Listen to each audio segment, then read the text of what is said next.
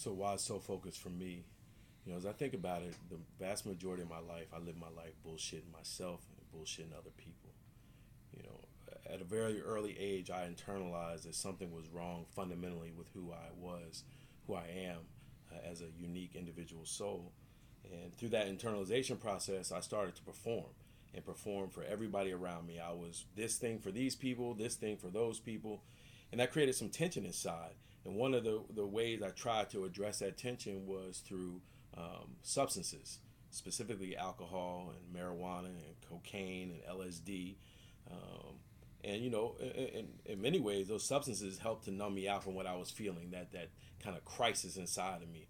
And as I grew older, I became more and more reliant upon those substances to carry me through my life. But what I couldn't see that was happening is that it was creating profound dissonance in terms of my relationship again to myself and to the world. And fast forwarding to February the 6th, 2017, I ended up in the hospital with my second bout of acute pancreatitis, and this time I almost died. And laying in that hospital bed for 7 days, I'm going through MRIs and CAT scans and feeling the most intense pain that I've ever felt in my life.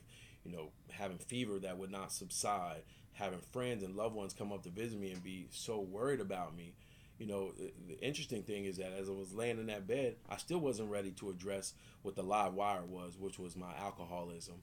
That was, at least, a barrier for me getting to really the live wire, which was what I've come to understand as being trapped in this bondage of ego. So I got out the hospital, and my intention was to take a couple weeks off of drinking and go back to moderate drinking because I still wasn't ready to really deal with what I needed to deal with. And so the universe saw that clearly, that I was still bullshitting, that I was still pretending, and it put forward a crisis in my life of people spreading some pretty ugly rumors about me. But that still wasn't enough. Then it put a crisis in my life around me losing a job that was really, in many ways, a source of my identity.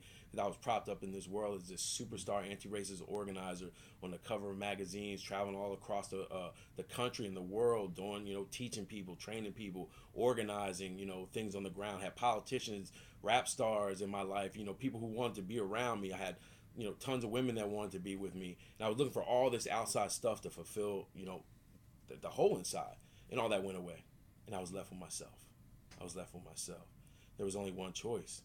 There were two choices. I could go down the spiral path of death, which was right there, that door was open, or I could decide to live. And for me, making that choice to live was a soul-focused choice. And as a father, as a parent of two boys that I love tremendously, that are, the most important beings on this planet to me, I had to choose to live. But as I think about it, as I'm sitting here, also choosing to live for me, that there was something that I had to bring to this world that I wasn't allowing myself to bring to this world, because I had developed all these ugly habits that kept me from really manifesting who I really was in the world. So, Soul Focused Journey for me is not so much about the attention I get from other people anymore. Soul Focused Journey is not how many, women I can sleep with, because that's, of course, a product of my toxic masculinity and caused a lot of problems in my life in the past. But Soul Focus is how can I bring my very, very best self, my most powerful self, into this world and let it's kind of cliche, but let my light shine for the world to see. And I think, soul focused work is really about us coming back home to ourselves, bringing our most powerful self to the world,